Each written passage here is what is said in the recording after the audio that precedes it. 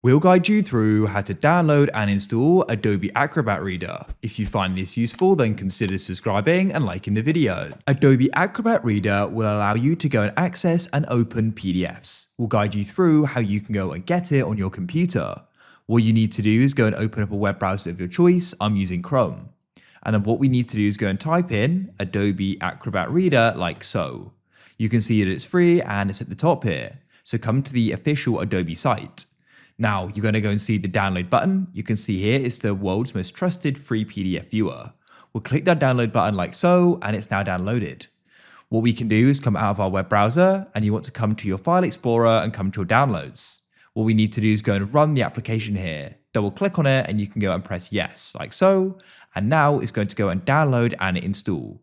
What you need to do is just wait. The installation is now complete. We can come over to the right and press finish. And then what we can do is go and set it as the default app for PDF files. But now if we go and open up a PDF file, for example, this here, you're going to go and find, it then goes and opens up in Adobe Acrobat Reader.